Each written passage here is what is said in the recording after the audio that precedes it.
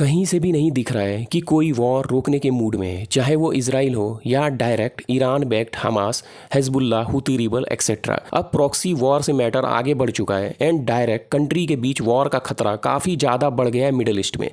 ये वीडियो में हम जानते हैं आगे क्या पॉसिबिलिटी हो सकता है एंड आपको रीसेंट अपडेट भी दूंगा। Watch video till and and subscribe my channel. देखो, इजराइल का पास्ट में लंबा रिकॉर्ड है अपने एनिमी को दूसरे देश में मारने का सीक्रेट ऑपरेशन के थ्रू, बट अभी जो इजराइल ने किया है वो कहीं ज़्यादा बड़ा मैटर हो सकता है बिकॉज ईरान में हमास के चीफ को मारने का डायरेक्ट आरोप इजराइल के ऊपर आ रहा है।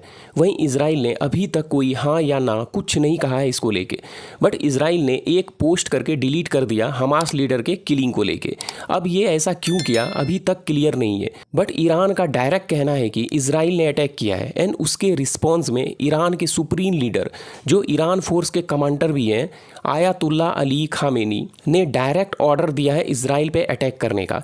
देखो, हमास के political leader and chief Ismail Haniyeh का किलिंग ईरान में उस टाइम हुआ जब ईरान के न्यू प्रेसिडेंट का ओथ सेरेमनी था एंड दुनिया भर के लीडर आया हुआ था वहाँ पे। ऐसे टाइम में ईरान के बुलाए हुए गेस्ट को मार देना, इसका रिस्पॉन्स तो ईरान देगा ही पक्का, क्योंकि ये बात कंट्री के मॉरल एंड रिस्पेक्ट के ऊपर आ जाता है। 1 वीक के अंदर इजराइल ने पहले लेबनान के कैपिटल बैरूत में स्ट्राइक करके हिजबुल्लाह का one of the top commander Fuad Shukr का किलिंग किया, जिसका बॉडी भी रिकवर किया गया है एंड डेथ कंफर्म कर दिया गया है। उसके बाद फिर हमास के चीफ का किलिंग।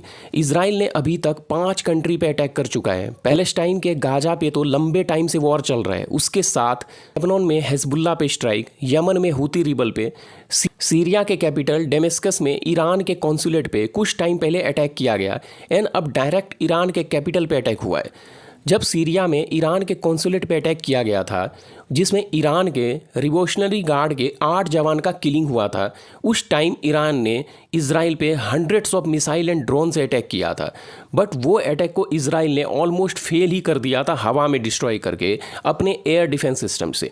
बट अब क्वेश्चन ये है कि क्या Iran same type of attack करेगा या फिर उससे कहीं ज़्यादा इंटेंस अटैक करने वाला है।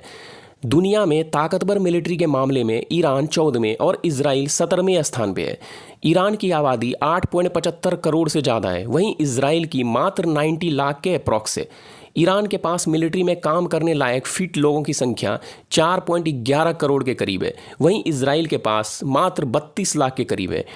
मैन पावर में देखें तो ईरान कहीं ज़्यादा आगे है इजराइल से, बट ये मत भूलो आप कि इजराइल को डायरेक्ट यूएसए का सपोर्ट है एंड यूएस का बेस्ट मिलिट्री इक्विपमेंट का एक्सेस इजराइल के पास है। तो हम डायरेक्ट ऐसे नहीं कह सकते कि फुल स्केल वॉर में कौन किस पे भारी पड़ेगा, बट ये तो पक्का है कि अगर फुल स्केल वॉर हुआ तो सिर्फ ईरान इजराइल नहीं, पूरे मिडल ईस्ट एंड उससे बियॉन्ड तक काफ़ी ज़्यादा डिस्ट्रक्शन हो सकता है। बट क्या ऑल स्केल वॉर में जाएगा ईरान, ये इंडिकेशन थोड़ा ईरान ऑफिशियल के बातों से पता चल रहा है। उनका कहना है कि एक बड़ा अटैक होगा इजराइल पे मिसाइल एंड ड्रोन से, बट ईरान ये ध्यान रखेगा कि कोई सिविलियन कॉजुअलिटी ना हो। इसका साफ मतलब है कि ईरान फुल स्केल वॉर नहीं चाहता एंड ईरान ये भी नहीं चाहता कि फुल स्केल वॉर की वजह से यूएसए का डायरेक्ट इन्वॉल्वमेंट हो जाए वॉर में, एंड शायद कोई भी नहीं चाहता कि फुल स्केल वॉर हो।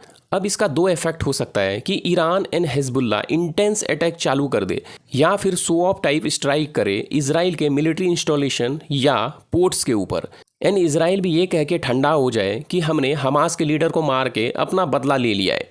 जो भी हो, अब ये वॉर रुकना बहुत जरूरी है, अदरवाइज पूरे वर्ल्ड पे बहुत बड़ा इफेक्ट होगा। मिलते हैं अगले वीडियो में,